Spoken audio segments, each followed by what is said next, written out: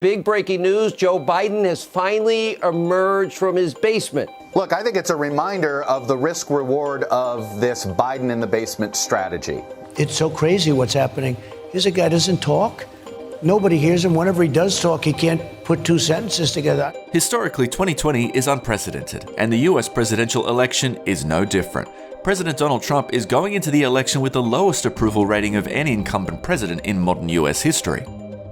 Some June-July polling had presumptive Democratic nominee Joe Biden 12 points ahead nationally, with Real Clear Politics showing Biden ahead by 8.7 points in a national polling average. Even if the polls were off by as much as they were in 2016, you're still looking at Joe Biden winning 310 electoral college votes. Those are grim numbers, and Trump knows he's in trouble, even calling out Fox News for running a segment about his weakening positioning. In the national horse race, Joe Biden leads you by 8 points, 49% to 41. That's, I think, 3-4 points slimmer than it was a month ago. And on the issues, people trust Biden more to handle the coronavirus by 17 points, on race relations by 21 points, and even on the economy, they trust Biden more by 1 point. I understand we still have more than 100 days to this election, but at this point, you're losing.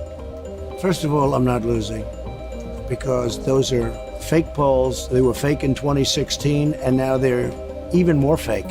But what is most striking about Biden's growing lead is that his campaign has taken a less is more approach. The former vice president has managed to consistently gain in the polls not by campaigning more, but by campaigning less. But think about it. The way that we run modern presidential campaigns is really inefficient. It's really exhausting. Something that's not great if you are a 77-year-old candidate. It's always risk. You've got a press pool that travels everywhere with you. They'll sort of swarm around you and start asking all kinds of questions, and maybe you're prepared for them, maybe you're not. So by being at home, you are mitigating the risk right now. Even fierce Joe Biden supporters will admit that the candidate is prone to gaffes, especially in town hall-style public events.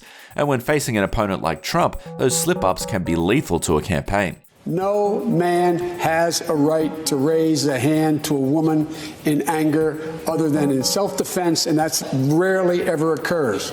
And so we have to just change the culture, period, and keep punching at it and punching at it and punching at it. Biden was pushed for months during the Democratic primaries as a unity candidate. Now, as the presumptive nominee, the Biden presidential campaign is presenting a team image, with former Democratic candidates and now endorsers acting as media surrogates for the Biden campaign. I will do everything in my power, wherever I am, to help Joe Biden win. What Joe Biden understands is that in order to win this election, and I'm going to do everything I can to see that he does win it. Joe Biden will, because I think he understands the importance of it to our economy.